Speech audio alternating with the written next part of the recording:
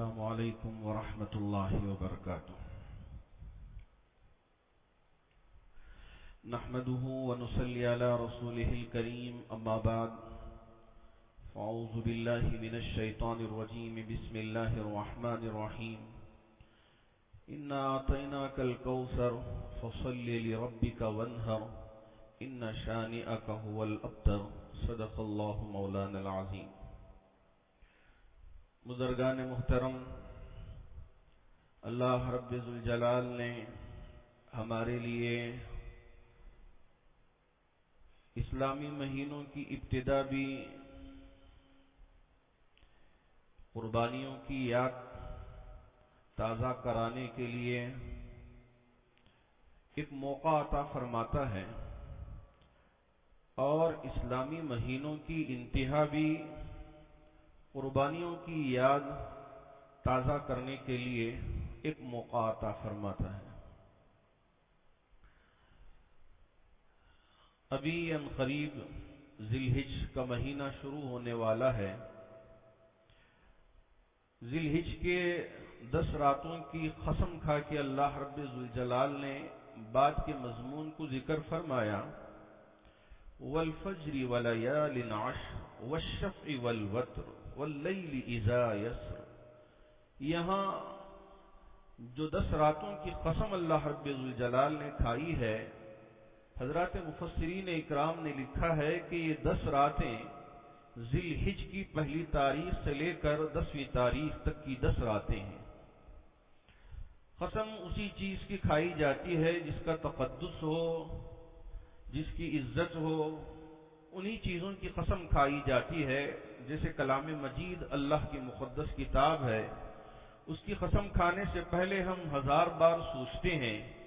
کعبۃ اللہ اللہ کا گھر ہے، اس کی قسم کھانے سے پہلے ہم 1000 بار سوچتے ہیں. تو اسی طرح اللہ رب ذوالجلال نے 10 راتوں کی قسم کھا کے یہ واضح فرما دیا کہ یہ راتیں بھی بڑی مقدس راتیں ہیں. ان راتوں میں بھی بندگان مومنین کو چاہیے کہ عبادت کا اہتمام کریں، چونکہ یہ مہینہ قربانی کا مہینہ ہے.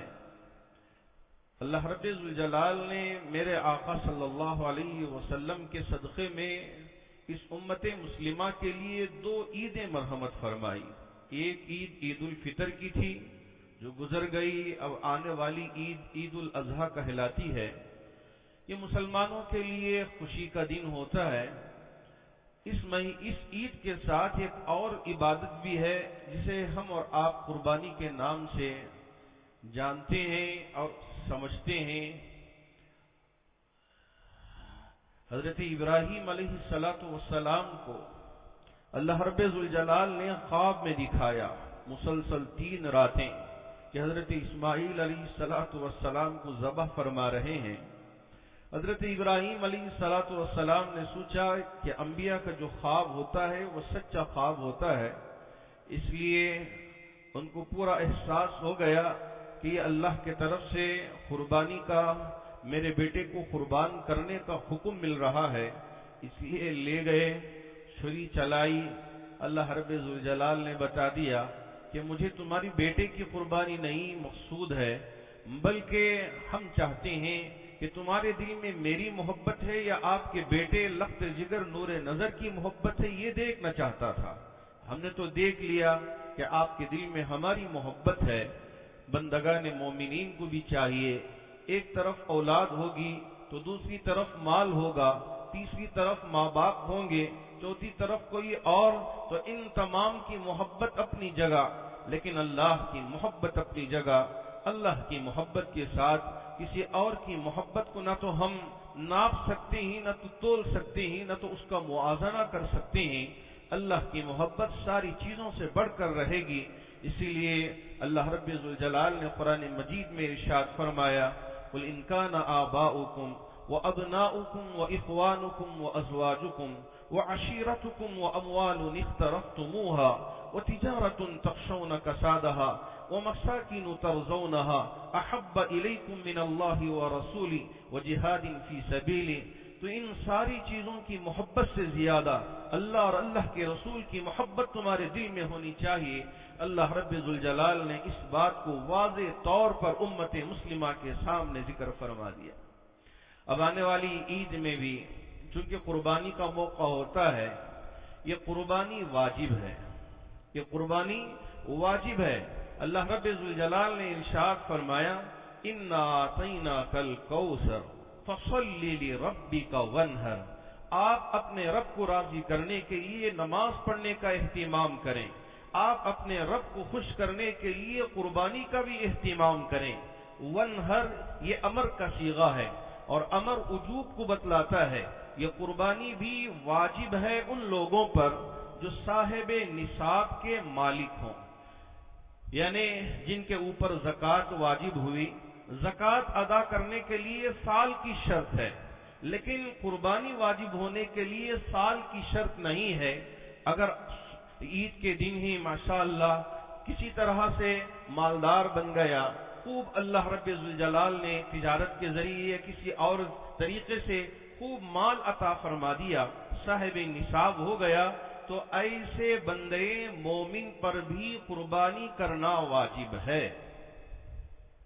قربانی کے 3 دن ہیں، ایک 10 ذی الحجہ، ذی الحج کی 10ویں تاریخ، اور اسی طرح 11ویں تاریخ اور 12 تاریخ کے سورج کے غروب ہونے سے پہلے پہلے قربانی کے عمل کو کر لینا چاہیے، کیونکہ اس وقت حالات ہمارے ملک میں بھی اور پورے عالم کے اندر بھی بہت ہی زیادہ نازک اور بہت ہی زیادہ مصیبت والے اور بہت ہی زیادہ پریشان کن حالات ہیں۔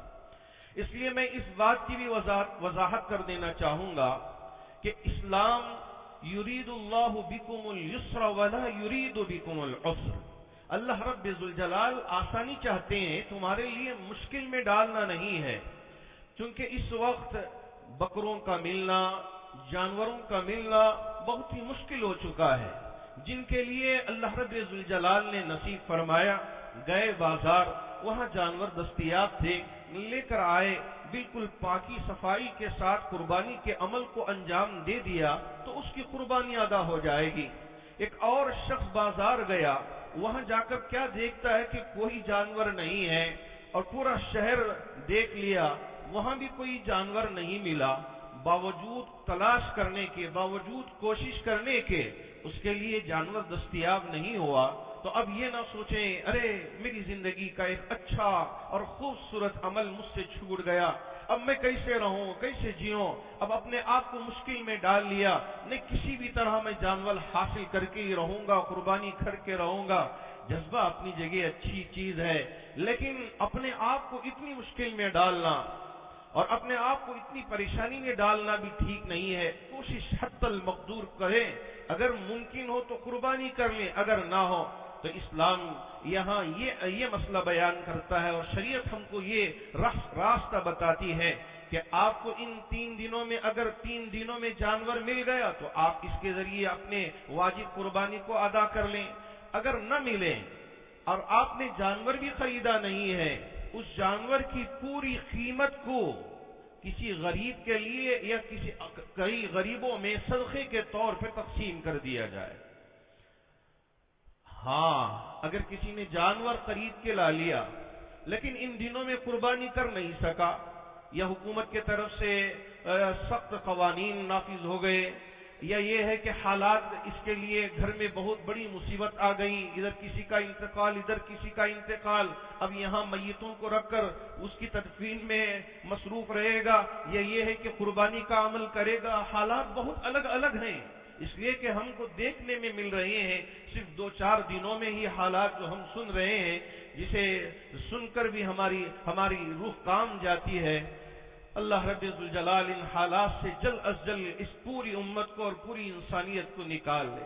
اب لے کر آیا جانور لیکن قربانی نہیں کر سکا، 3 دن گزر گئے، شریعت اس کے لیے راستہ بتاتی ہے کہ اس پورے جانور کو غریبوں کے لیے تقسیم کر دے۔ قربانی کرتا تو اس کے گوشت کو خود بھی کھا سکتا تھا، قربانی کرتا تو اس کے گوشت کو اپنے رشتہ داروں میں بھی تقسیم کر سکتا تھا، قربانی کرتا تو غریبوں میں بھی تقسیم کر سکتا تھا، لیکن اس نفلی جانور کو اور اس کے پورے جانور کو اب غریبوں کے لیے تقسیم کرنا ہوگا، نہ اپنے لیے استعمال کر سکتا ہے، نہ اپنے مالدار رشتہ داروں کو دے سکتا ہے۔ غریب اگر رشتہ دار ہیں ان کو دینے میں کوئی حرج نہیں ہے، اگر رشتہ دار مالدار ہیں، صاحب نصاب ہیں، ایسے لوگوں کو قربانی کے جانور کا گوشت جو قربانی کے لیے لے کر آیا تھا اس کا گوشت نہیں دے سکتا 3 دن کے گزر جانے کے بعد، مسئلہ بدل جائے گا۔ شریعت نے ہمارے لیے دونوں طرح کے راستے بتا دیے ہیں۔ اگر اللہ نے ہمارے لیے موقع عطا فرمایا ہے تو ہم اپنی قربانی کو خوشی خوشی ادا کریں، اس لیے کہ حدیثوں میں قربانی کرنے کے لیے بڑی بشارتیں سنائی گئی ہیں۔ اللہ کے رسول علیہ السلام نے حضرت بیوی فاطمہ الزہرا رضی اللہ تعالی عنہا سے اور اماں عائشہ صدیقہ رضی اللہ تعالی عنہا سے 2 الگ الگ حدیثوں میں ذکر فرمایا ہے۔ ایک مرتبہ اماں عائشہ صدیقہ رضی اللہ تعالی عنہا کا قربانی کا جانور ذبح کیا جا رہا تھا، اماں عائشہ صدیقہ رضی اللہ تعالی عنہا اندر آرام فرما رہی تھیں۔ اللہ کے رسول علیہ السلام نے فرمایا، یا عائشہ، اے عائشہ اٹھو اٹھو، تمہارے جانور کی قربانی ہو رہی ہے، تمہارے جانور کو ذبح کیا جا رہا ہے۔ تمہیں پتہ ہے کہ تمہارے جانور جو قربانی کا جو جانور ہے اس کا خون کا قطرہ ابھی زمین پہ گر نہیں پاتا، اللہ رب ذوالجلال تمہارے گناہوں کو بخش دیتے ہیں، تمہارے گناہوں کو معاف فرما دیتے ہیں۔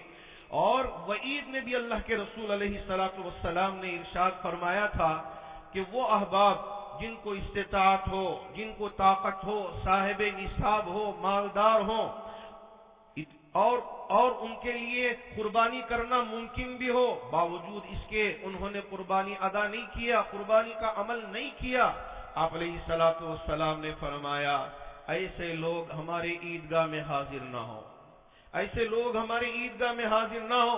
یہ وعید بھی آپ نے ذکر فرمایا اور یہ خوشخبری بھی آپ نے یہاں بیان فرمایا۔ قربانی کا عمل بڑا ہی محبوب عمل ہے۔ اگر اللہ رب ذوالجلال نے ہمارے لیے موقع عطا فرمایا اور ہمارے لیے سہولتیں ہیں اور ہم آسانی سے قربانی ادا کر سکتے ہوں تو ہم قربانی کے عمل کو ضرور انجام دیں۔ ہاں، یہ نہیں ہے کہ ہم لے کے آئیں جانور کو اور اسے ذبح کرنے کے بعد اس کے خون کو ایک جگہ ڈال دیں اور اس کی غلاظت کو ایک جگہ ڈال دیں اور پھیلا کے بدبو پیدا کریں۔ اسلام کبھی ہم کو اس بات کی اجازت نہیں دیتا۔ جہاں ہم قربانی کا عمل کرتے ہیں وہیں پاکی صفائی کا بھی ہم کو خاص خیال رکھنا چاہیے۔ اگر ان ساری چیزوں پہ عمل کر کے ہم قربانی کر سکتے ہیں تو قربانی کے عمل کو انجام دیں۔ اگر ہمارے لیے بکرا بھی دستیاب نہیں ہے، جانور بھی دستیاب نہیں ہے، ہم قربانی نہیں کر سکتے، یہاں دستیاب نہیں تو کم از کم ہمارے رشتہ دار یا ہمارے دوست احباب دیہات میں رہتے ہوں، ہم ان سے ذکر کر دیں کہ ہمارے طرف سے قربانی کا آپ عمل انجام دے دیں، اور وہاں دیہات میں کوئی ہمارے طرف سے قربانی کر دے تو جب بھی ادا ہو جائے گی، یہ بھی ممکن ہے۔ اگر وہ بھی ممکن نہیں ہے، دیہات میں بھی کرنا ممکن نہیں، 3 دن گزر گئے تو شریعت نے مسئلہ بیان کر دیا کہ پوری رقم کو آپ غریبوں میں تقسیم کر دیں۔ اس کے لیے کووڈ پیشنٹ جو غریب ہیں وہ بھی ہو سکتے ہیں، مدرسے کے غریب طلبہ وہ بھی ہو سکتے ہیں، یا آپ کے رشتہ دار میں جو غریب احباب ہوں وہ بھی ہو سکتے ہیں، یا محلے میں کوئی غریب لوگ رہتے ہوں تو وہ بھی رہ سکتے ہیں، یا یہ ہے کہ پڑوس میں کوئی غریب ہو تو آپ ان کے لیے اس رقم کو بطور صدقہ کے دے سکتے ہیں۔ یہ سارے راستے اسلام نے بیان کر دیے۔ جی ہاں، یہ موقع ہے کہ ہم غریبوں کی مدد کریں۔ بعض لوگ سوچتے ہیں کہ مالدار بھی کہ اب اگر ہم صدقہ کریں، اگر اٹھا کے دیتے رہیں، ابھی کہیں ایسا دن نہ آ جائے کہ دیتے دیتے پورا مال خالی ہو جائے اور خود ہم بھی غریب بن کے بیٹھ نہ جائیں۔ کسی صاحب نے پوچھا مالدار سے، میں دیکھ رہا ہوں کہ آپ خوب اٹھا کے دیکھ رہے ہیں۔ اب وہ سوچنے لگے کہ جواب مجھے یہ ملے گا کہ ہم اللہ کی راہ میں خرچ کرتے ہیں، اللہ کی راہ میں خرچ کرتے ہیں تو اللہ رب ذوالجلال ہمارے مال میں اضافہ فرماتے ہیں۔ ہاں، جتنا خرچ کرتے ہیں اللہ اتنا ہی اجر دیتے ہیں۔ اب یہ سوچ کے انہوں نے کہا کہ کہاں خرچ کر رہے ہو؟ تو وہ بھی عالم دین تھے، انہوں نے قرآن کی روشنی میں ذکر فرمایا جیسے اللہ رب ذوالجلال نے شہیدوں کے لیے ذکر فرمایا کہ ایک شہید کے لیے نہ کوئی خوف ہوگا نہ کوئی غم ہوگا۔ قرآن میں اللہ نے فرمایا وَلَا تَحْسَبَنَّ الَّذِينَ قُتِلُوا فِي سَبِيلِ اللَّهِ أَمْوَاتًا بَلْ أَحْيَاءٌ عِندَ رَبِّهِمْ يُرْزَقُونَ فَرِحِينَ بِمَا آتَاهُمُ اللَّهُ مِنْ فَضْلِهِ وَيَسْتَبْشِرُونَ بِالَّذِينَ لَمْ يَلْحَقُوا بِهِمْ مِنْ خَلْفِهِمْ أَلَّا خَوْفٌ عَلَيْهِمْ وَلَا هُمْ يَحْزَنُونَ۔ شہید کے بارے میں ذکر فرمایا جنہوں نے اپنی جان کو اللہ کے نام پہ قربان کر دیا، نہ اسے کوئی خوف ہوگا نہ اسے کوئی غم ہوگا۔ ایسے ہی اللہ کے راہ میں خرچ کرنے والوں کے لیے اللہ نے دو مقام پہ ذکر فرمایا، الذین ينفقون اموالهم باللیل والنہار سرا وعلانیۃ فلهم اجرهم عند ربهم ولا خوف علیہم ولا هم يحزنون۔ وہ لوگ جو اللہ کی راہ میں خرچ کرتے ہیں، کبھی چھپا کے تو کبھی ظاہر کر کے، رات میں بھی خرچ کرتے ہیں دن میں بھی خرچ کرتے ہیں، نیت یہ ہوتی ہے کہ اللہ ان کے لیے اجر عطا کرے گا، ایسے بندوں کے لیے نہ کوئی خوف ہوگا نہ کوئی غم ہوگا، لا خوف علیہم ولا هم يحزنون۔ دوسری جگہ اللہ نے فرمایا الذین ينفقون اموالهم فی سبیل اللہ ثم لا يتبعون ما انفقوا منا ولا اذى لهم اجرهم عند ربهم ولا خوف عليهم ولا هم يحزنون۔ وہ لوگ جو اللہ کی راہ میں خرچ کرتے ہیں، خرچ کرنے کے بعد احسان جتاتے نہیں، ان کے پیچھے ہی پڑ جائیں، ہاں میں نے فلاں دن آپ کے لیے عطا کیا تھا، خرچ کیا تھا، احسان جتانا کبھی یہ کام نہیں کرتا۔ منن ولا ازل، نہ اسے احسان جتلاتا ہے نہ اسے کوئی تکلیف کی بات کرتا ہے، صرف مقصد نیت یہ ہوتا ہے خرچ کرنے کا، فَلَهُمْ أَجْرُهُمْ عِنْدَ رَبِّهِمْ، ان کے رب کے پاس ان کے لیے دینے کی وجہ سے اجر ملنے والا ہے۔ اللہ رب ذوالجلال نے ایسے لوگوں کے لیے بھی خوشخبری سنا دیا، لا خوف علیہم ولا هم يحزنون، نہ ان کو کوئی خوف ہوگا نہ کوئی غم ہوگا۔ اللہ کی راہ میں خرچ کرنے والے وہ مالدار بہت ہی خوش نصیب ہیں۔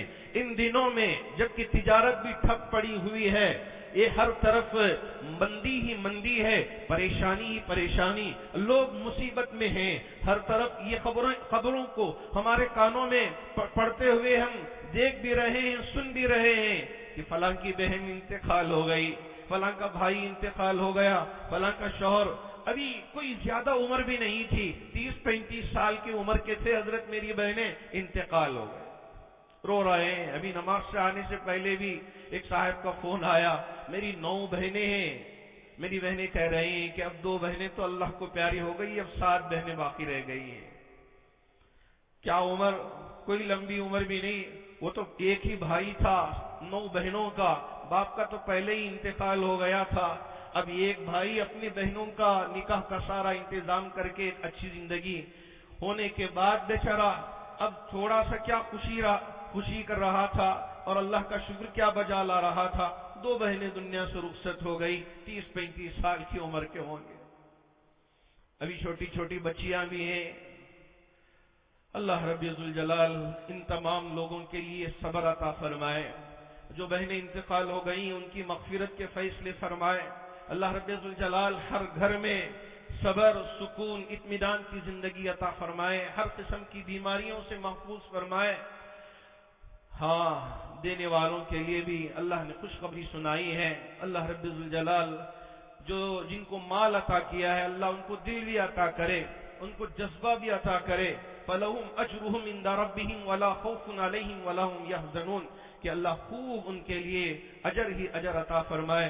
میں اس وقت تمام احباب جن تک میری آواز پہنچ رہی ہے ان تک یہ پیغام پہنچانا چاہوں گا، جامع مسجد ٹرسٹ کی طرف سے گزارش کرنا چاہوں گا، وہ احباب جن کو اللہ نے مال عطا کیا ہے، موقع ہے کہ ہم خود اپنے طور پہ آگے بڑھ کر ہی جامع مسجد ٹرسٹ کے اکاؤنٹ کا معلوم کر کے آپ اپنی مدد پہنچائیں۔ یہاں بہت سارے ٹیچرز بھی ہیں اور عملہ بھی بہت بڑا ہے اور اس وقت ان کی ضرورتیں بھی ہیں، اس لیے میں احباب سے گزارش کرنا چاہوں گا جن جن تک بھی میری آواز پہنچ رہی ہے، جن کے کانوں میں میری آواز پڑ رہی ہے، وہ ہمارے اس ٹرسٹ کی ان ضرورتوں کی طرف توجہ دیں۔ جی ہاں، اللہ ہی ہماری ضرورتوں کو پورا کرنے والا ہے۔ ہم کو تو صدا لگانا ہے، ہم کو تو آواز لگانا ہے۔